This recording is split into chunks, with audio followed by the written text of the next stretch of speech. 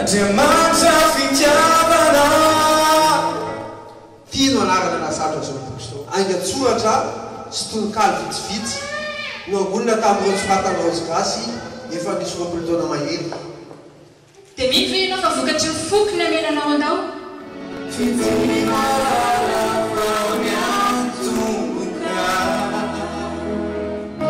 Malala, chérie, amore.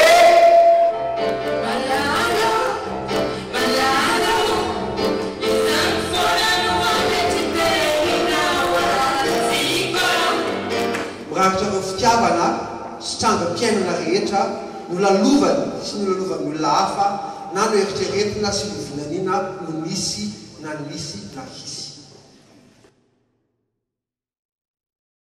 Reto masonao mamiko fijery tsy feno-batsinay dia mampita herika maka ny fanay. Teo solon-tsaina ranobatsina aminao. Ianao mihitsy ilay masoandro ka ny ahitananao tsy andro. Adala nadoboka amin'ny tantaranao. Adala no nadoboka angamba ny fonao.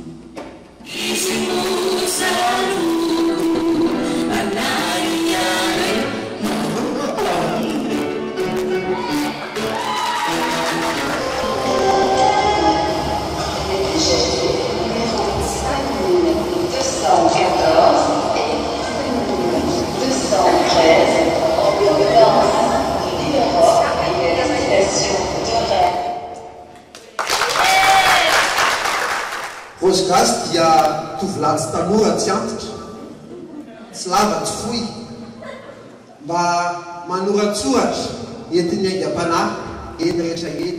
Mihevitra amintsika, tena mangatsika, satria tsy ianao. Mifandrina tsy lazay, tena tsy fiaina, satria tsy ianao. Ny endrika eo no hitany, ny masonao no kitany, na ny hiditra ny ihany. Ka na tsisa teny gaga hitondrako izany lalako hatramin'ny farany fofona ianao no tiako sy mahalalako.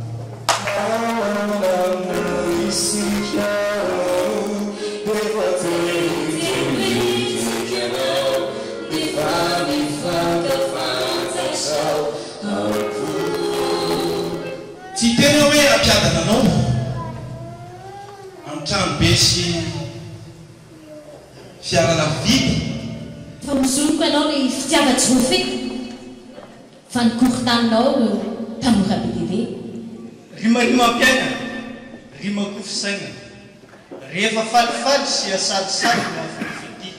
Fankatỳ ery.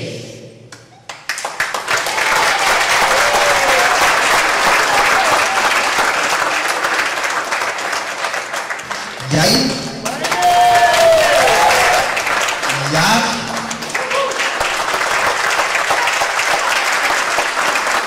mahery, toroy,